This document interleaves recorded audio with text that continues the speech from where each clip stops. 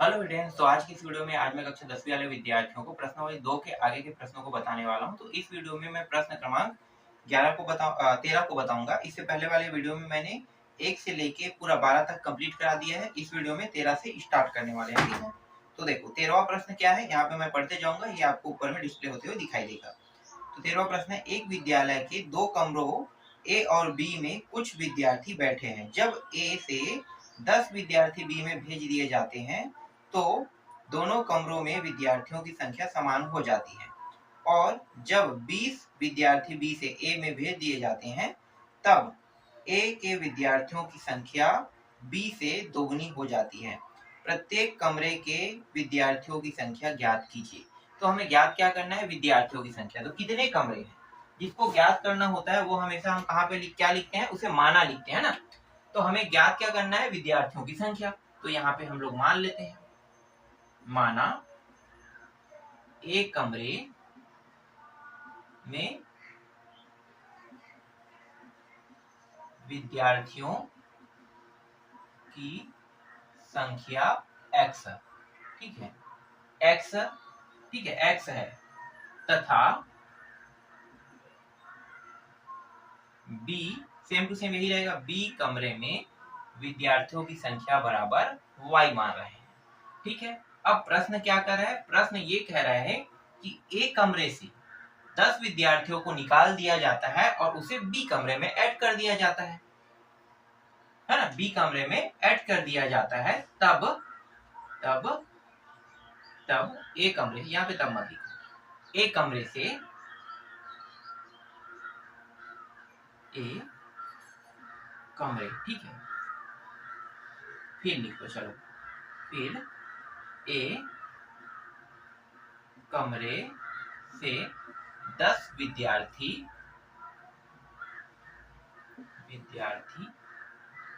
कहाँ भेज दिया जाता है, बी कमरे में भेजने पर किसकी संख्या, विद्यार्थियों की संख्या, ठीक है।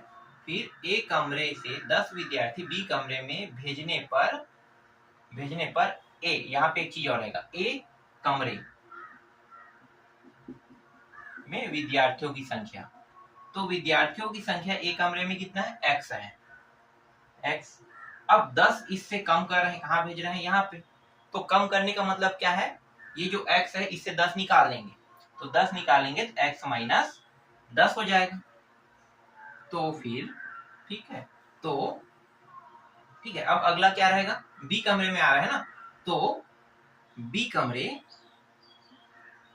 में 10 विद्यार्थी के आने से बी कमरे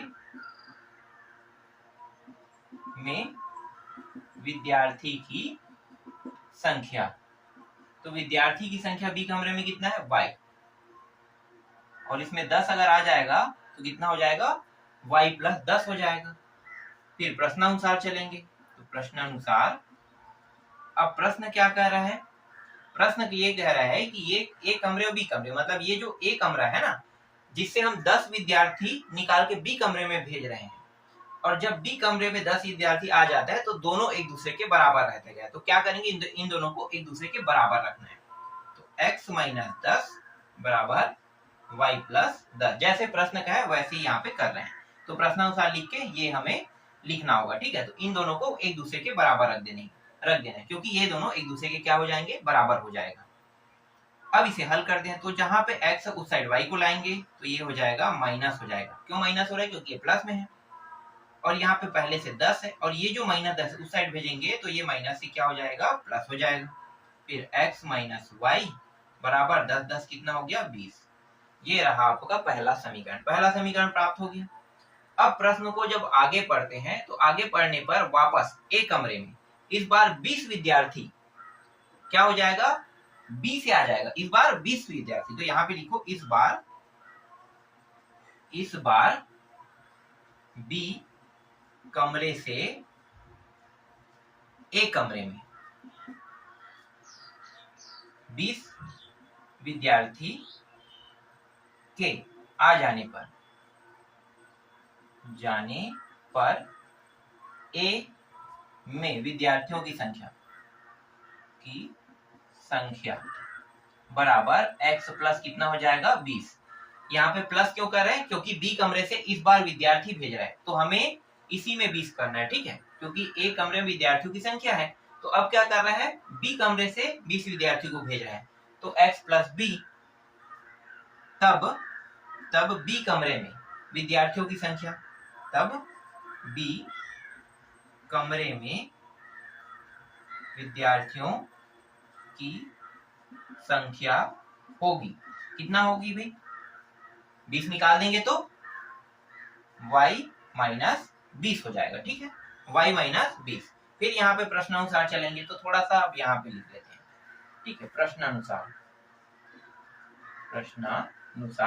अब प्रश्न क्या कह रहा है, प्रश्न ये कह रहा है कि जब बी कमरे से ए कमरे में 20 विद्यार्थी आ जाएगा और आ जाने के बाद बी कमरे से 20 विद्यार्थी क्या हो गया, कम हो जाएगा, है ना, कम हो जाएगा, तब इन दोनों को एक दूसरे के बराबर बताना है।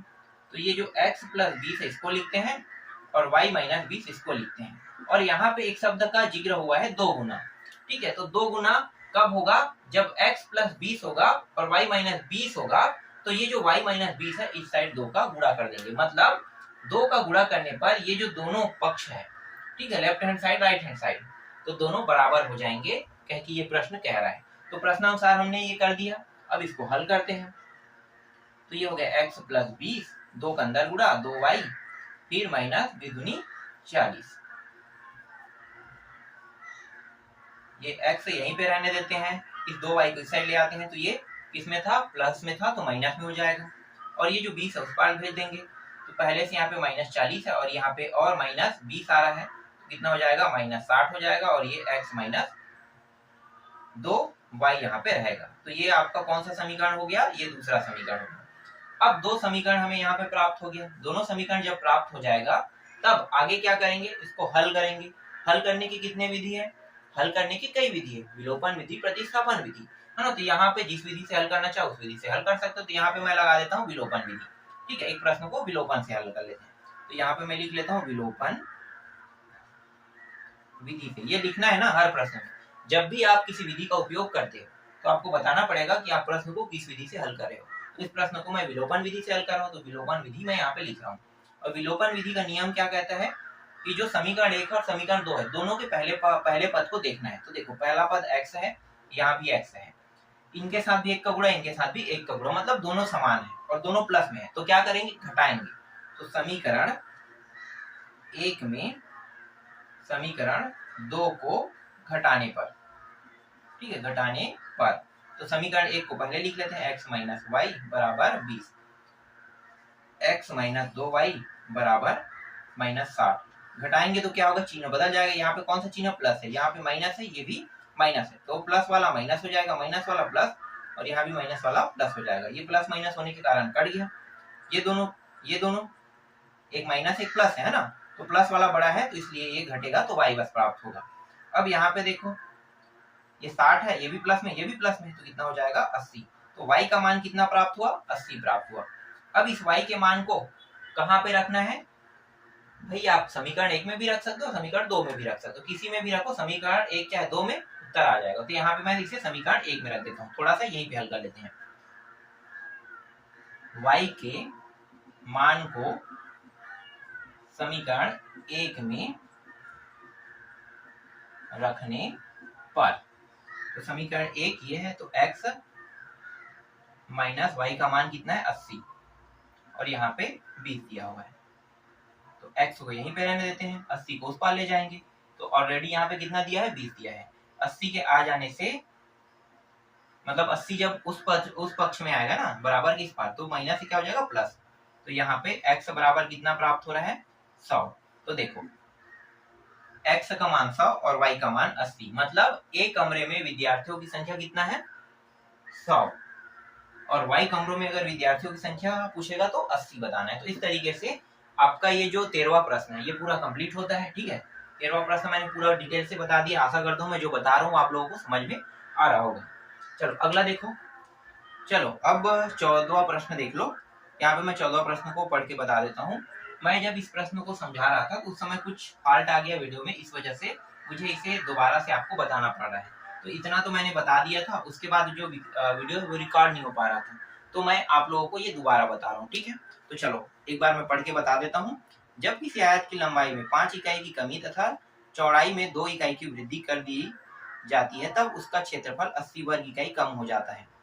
जब उसकी लंबाई में 10 इकाई की वृद्धि और चौड़ाई में 5 इकाई की कमी कर दी जाती है, तो आयत का क्षेत्रफल 50 वर्ग इकाई बढ़ जाता है। आयत की लंबाई और चौड़ाई ज्ञात कीजिए। आयत की लंबाई चौड़ाई ज्ञात करना है। तो चलो इसको हल करते हैं। तो देखो सबसे पहले क्या करना है, जिस चीज को हमें ज्ञात करना होता है उसे हमें मानना होता है। तो हमने माना आयत की लंबाई x इकाई तथा आयत की चौड़ाई को हमने y इकाई माना। हमें ज्ञात है कि ये जो आयत की लंबाई और चौड़ाई दोनों को गुणा कर देंगे तो क्षेत्रफल निकल जाएगा। तो यहाँ पे हम लिखेंगे कि हमें ज्ञात है आयत का क्षेत्रफल का सूत्र हमें ज्ञात है। तो आयत का क्षेत्रफल बराबर लंबाई गुणित चौड़ाई। लंबाई का मान x गुणित y का मान, मतलब चौड़ाई का मान कितना है y है, तो दोनों को गुणा करेंगे कितना प्राप्त होगा x और y। तो एक जो भुजा होता है वो लंबाई होता है और एक भुजा जो होता है वो चौड़ाई होता है। तो देखो ये भुजा सेम है और ये भुजा सेम है, तो दोनों भुजा सेम है, तो इन दोनों में किसी को भी आप ये कह सकते हो कि लंबाई, क्योंकि दोनों ही लंबाई है, दोनों भुजा सेम है मतलब दो लंबाई होते हैं। देखो एक आयत में 2 लंबाई और 2 चौड़ाई होते हैं, तो ये भी लंबाई ये भी लंबाई। तो कहीं पे भी आप एक्स का मान रख सकते हो, चाहे इसमें रखो इसमें रखो या सभी में रख सकते हो, जैसे एक्स एक्स वाई वाई, ठीक है। लेकिन हमेशा सिर्फ 2 ही का गुणा होता है। 2 का गुणा मतलब जब भी आपको क्षेत्रफल निकालने के लिए कहेगा तो या तो आप इस लंबाई चौड़ाई का गुणा करो, या इस लंबाई चौड़ाई का गुणा करो, या इस लंबाई चौड़ाई का गुणा करो, या इस लंबाई चौड़ाई का गुणा करो। हमेशा 2 का ही गुणा होगा। देखो इन दोनों को गुणा होगा या इन दोनों को गुणा होगा, या ऐसे करोगे तो ऐसे में भी इन दोनों का गुणा होगा, ऐसे में करोगे तो भी इन दोनों का ही गुणा होगा। तो देखो हमारे पास 4 ऑप्शन है और चारों ऑप्शनों में आप जिस तरीके से इनका गुणा करना चाहते हो वैसा कर सकते हो। हमेशा एक x आपको लेना पड़ेगा, एक y लेना पड़ेगा, तभी वो आयत का क्षेत्रफल बनेगा, ठीक है। तो ये समझ में आ गया कि ये गुणा कैसे हुआ होगा। आयत का क्षेत्रफल जब निकाल रहे हैं तो ये इस तरीके से गुणा हुआ है, ठीक है। ये समझ में आ गया, ठीक है। अगला टॉपिक पढ़ते हैं। जब अगला टॉपिक को पढ़ते हैं तो अगला टॉपिक में जो आयत की लंबाई है उसमें 5 इकाई की कमी कर दिया जाता है। अब आयत की लंबाई देखो कितना है, x है। अब उसी x में 5 इकाई की कमी मतलब 5 पॉइंट कम, तो x माइनस 5 होगा। तो ये जो है 5 इकाई की कमी कर रहे हैं तो x माइनस 5 इकाई आएगा।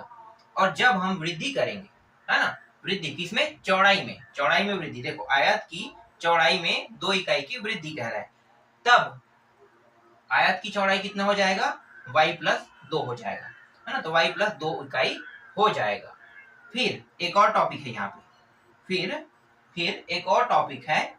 जब ये दोनों हो रहा है ना, ये दोनों जो काम है ये हो रहा है लंबाई और चौड़ाई में, लंबाई में कमी और चौड़ाई में वृद्धि हो रहा है, तो फिर क्षेत्रफल में भी बदलाव हो रहा है। तो फिर क्षेत्रफल में भी और क्षेत्रफल क्या है, एक्स वाई, इसमें भी 80 इकाई की कमी हो रहा है, ठीक है। 80 दिया है ना प्रश्न में, देख लेता हूं मैं।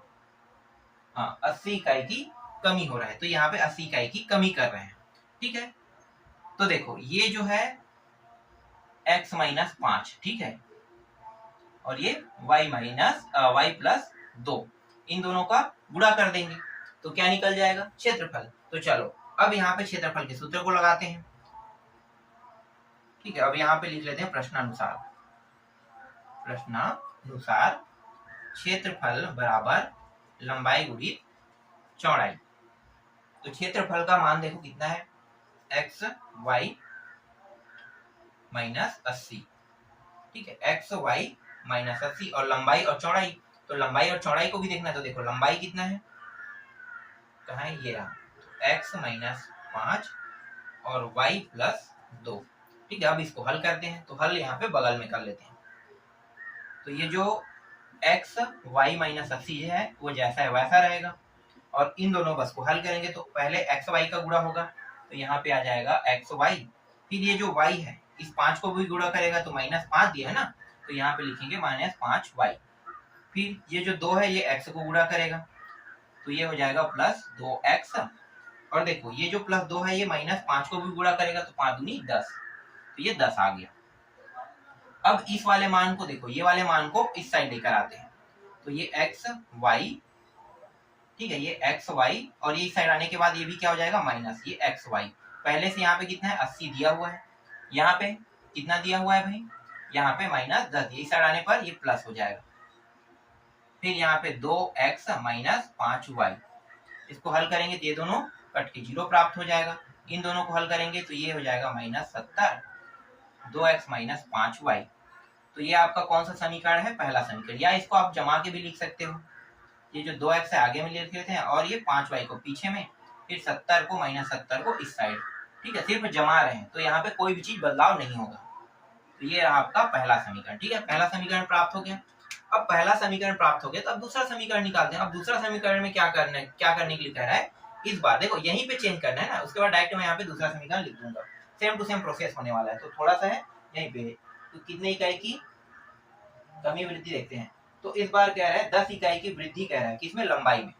तो इस बार क्या कर रहे हैं, यहाँ पे 10 इकाई की वृद्धि करना है और ये कमी को वृद्धि में बदल, वृद्धि, और ये +10 हो गया, ठीक है। और आयत की चौड़ाई में कितना कमी करने के लिए कह रहा है, 5 की, तो यहाँ पे 5 का, ये भी 5 करो और ये जहाँ वृद्धि है उसको कमी लिख लो, ये रहा कमी, ठीक है।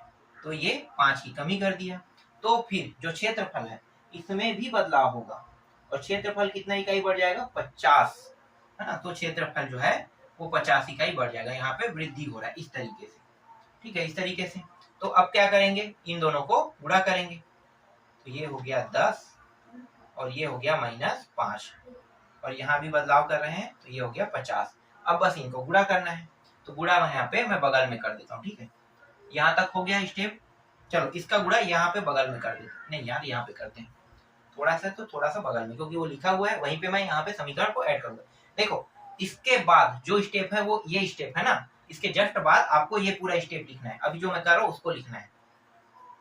तो ये x y + 50 बराबर, इन दोनों गुणा करो तो x y हो जाएगा, फिर y का गुणा इसके साथ होगा तो 10y, और -5 का गुणा x के साथ होगा तो -5x,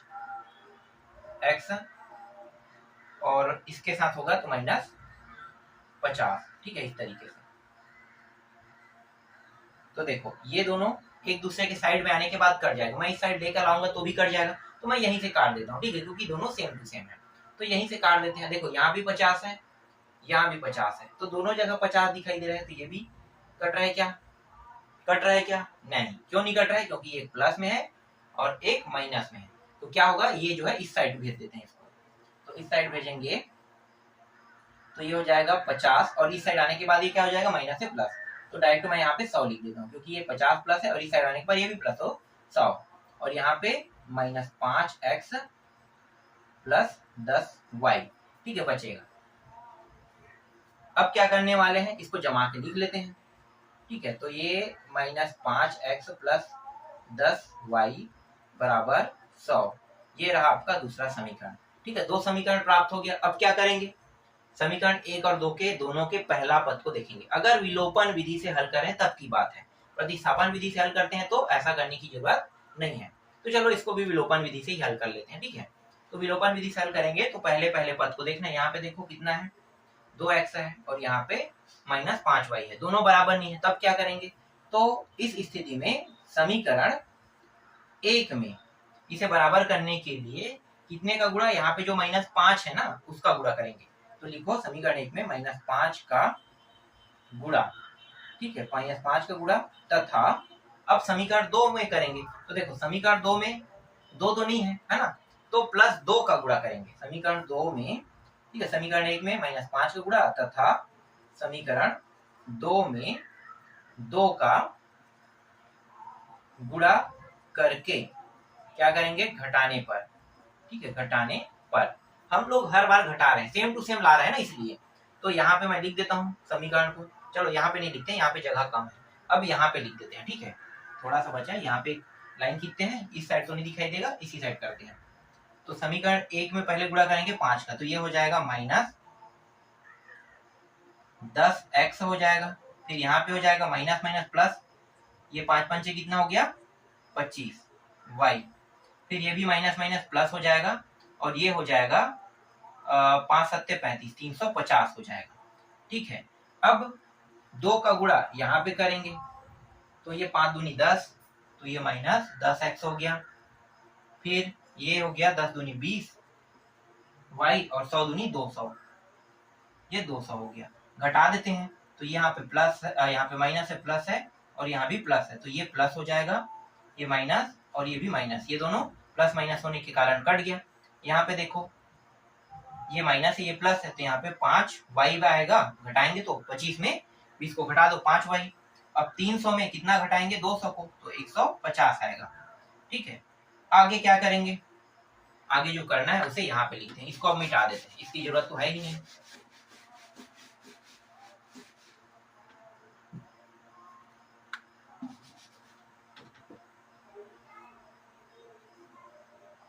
पांच y बराबर 150, तो y बराबर 150 क्या करेगा, ये 5 नीचे आके भाग करेगा, 5 एकम 5 दिया 5 शून्य, तो y का मान कितना आ गया 30 आ गया।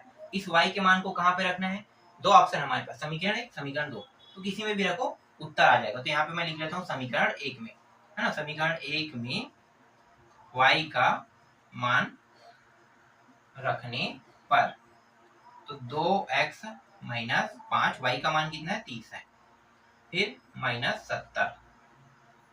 आगे हल करते हैं इसको, तो ये हो गया 2x, ये हो गया 30 150, कितना हो जाएगा 3 पंचे 15 150 है ना, तो माइनस 150 और ये रहा 70 माइनस 70, 2x और ये जो माइनस में है 150 उस साइड भेज देते हैं, तो पहले से यहाँ पे माइनस 70 और इस साइड आके 150 क्या हो जाएगा प्लस हो जाएगा। जब इसे आगे हल करेंगे तो 150 में 70 को घटाओगे 7 दूनी 14 मतलब 80 है ना, तो 80 प्राप्त होगा, और ये प्लस वाला बड़ा है इसलिए इसे किसमें लिखेंगे प्लस में लिखेंगे। फिर ये जो 2 है गुणा में है, तो x बस को यहाँ पे रखेंगे और 80 को ये क्या करेगा भाग करेगा, 2 एकम 2 चौके 2 शून्य 40 में, है ना, तो 2 के पहाड़े में 80 जो है 40 बार में आता है, तो x का मान कितना हो गया 40 और y का मान 30 है ना, तो x और y का मान प्राप्त हो गया। तो आयत की लंबाई कितना है 40 इकाई और ये 30 इकाई प्राप्त हुआ। तो इस तरीके से आपका 13वां प्रश्न और 14वां प्रश्न दोनों कंप्लीट हो रहा है। अब इसके बाद मैं आपको अगले प्रश्न वाली को पढ़ाऊंगा।